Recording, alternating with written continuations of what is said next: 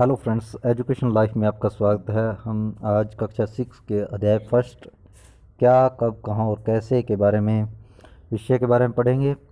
और हमारा कक्षा 6 की एनसीईआरटी बुक्स है जिसके बारे में हम पढ़ने जा रहे हैं। रशीदा, ये एक लड़की है और ये क्या कह रही है। रशीदा बैठी अखबार पढ़ रही थी, अचानक उसकी निगाह एक सुर्खी पर पड़ी। 100 साल पहले। वह सोचने लगी कि यह कैसे जाना जा सकता है कि इतने वर्षों पहले क्या हुआ था।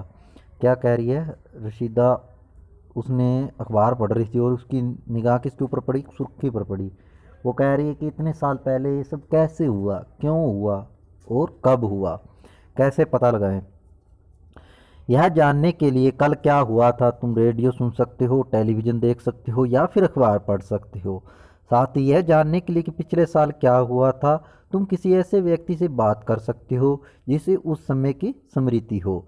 लेकिन बहुत पहले क्या हुआ था यह कैसे जाना जा सकता है। आइए अतीत के बारे में पता करते हैं हम। अतीत के बारे में बहुत कुछ जाना जा सकता है, जैसे लोग क्या खाते थे, कैसे कपड़े पहनते थे, किस तरह के घरों में रहते थे।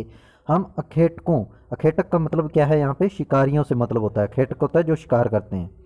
पशुपालकों, कृषकों, शासकों, व्यापारियों, पुरोहितों, शिल्पकारों, कलाकारों, संगीतकारों या फिर वैज्ञानिकों के जीवन के बारे में जानकारी हासिल कर सकते हैं। बच्चों बात ऐसे है भी, जो अखेटक थे ना वो शिकारी थे, ठीक है, संगीतकार थे या फिर वैज्ञानिक थे के बारे में, अतीत के बारे में हम ज्ञान हासिल कर सकते हैं। यही नहीं, हम यह भी बता सकते हैं कि उस समय बच्चे कौन से खेल खेलते थे, कौन सी कहानियाँ सुना करते थे, कौन से नाटक देखा करते थे। भाई ब्लैक एंड वाइट टीवी होता था उस समय बच्चों, जो हम देखते थे।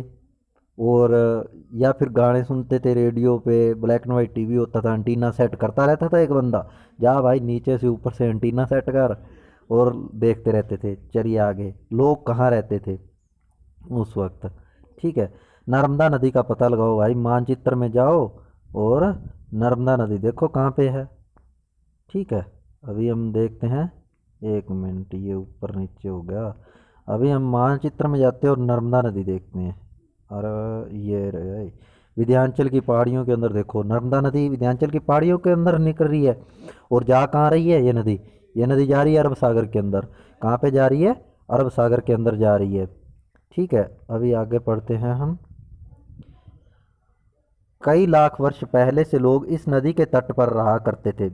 यहाँ रहने वाले आरंभिक लोगों में से कुछ कुशल संग्राहक थे जो आसपास के जंगलों की विशाल संपदा से परिचित थे। अपने भोजन के लिए जोड़ों, फलों तथा जंगल के अन्य उत्पादों की यहीं से संग्रह किया करते थे। वे जानवरों का खेत शिकार भी करते थे। चलिए अब नीचे देखते हैं। अब उत्तर पश्चिम की सुलेमान और कृतार पहाड़ियों का पता लगाइए। चलिए बच्चों, ये उत्तर पश्चिम सुलेमान की पहाड़ियाँ कहाँ पे, ये अफगानिस्तान वाला, पाकिस्तान वाला एरिया देखो। काबुल नदी, काबुल नदी कहाँ पे, पाकिस्तान के अंदर है। यहीं पे उत्तर पश्चिम के अंदर, ये पूर्व है इसमें, और ये पश्चिम है, और ये उत्तर है, और ये दक्षिण है। इसमें क्या है, सुलेमान और किरथार की पहाड़ियाँ, ये कहाँ पे, काबुल के अंदर पाई जाती। काबुल यानी पाकिस्तान वाला एरिया है, वहाँ पे ये पहाड़ियाँ हैं, ठीक है। आगे आगे देखते हैं। इसी क्षेत्र के कुछ ऐसे स्थान हैं जब जहाँ लगभग 8,000 वर्ष पूर्व स्त्री पुरुषों ने सबसे पहले गेहूं और जौ की जैसी फसलों को उपजाना आरंभ किया था। कहाँ पे सबसे पहले जौ और फसल, ये काबुल की किरथार की पहाड़ियाँ थी, यहीं पे उपजाना शुरू किया था, ठीक है। आगे देखते हैं। उत्तर पूर्व में गारो तथा मध्य भारत में विंध्याचल पहाड़ियों का पता लगाओ।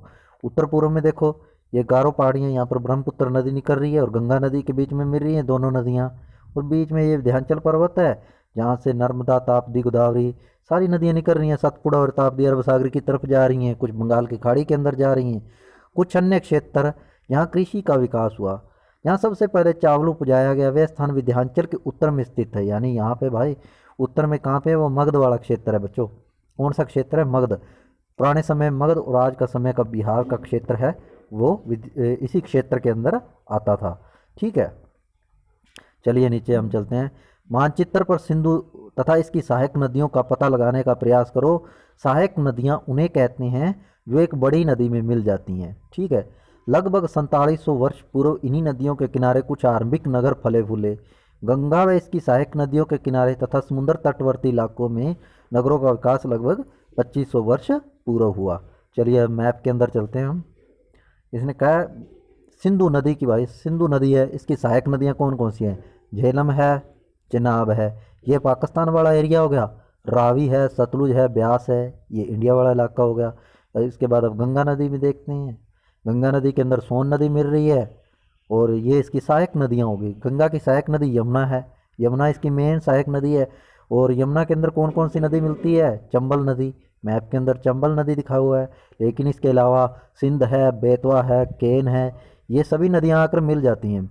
गंगा नदी के यमुना के अंदर मिलती हैं और यमुना किस में मिल जाती है? आगे गंगा के अंदर जाकर मिल जाती है। ठीक है, चलिए अब आगे बढ़ते हैं। गंगा तथा इसकी सहायक नदी सोन का पता लगाओ। भाई सोन नदी अभी तो मैंने दिखाई थी तुम्हें। सोन नदी किस में जाकर मिल रही है? गंगा के अंदर जाकर मिल रही है, देखो मिल रही है ना।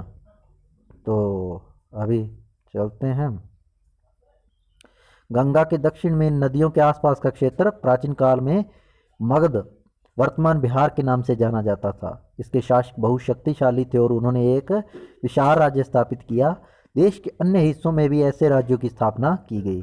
लोगों ने इस देव उपमहाद्वीप के एक हिस्से से दूसरे हिस्से तक यात्रा की।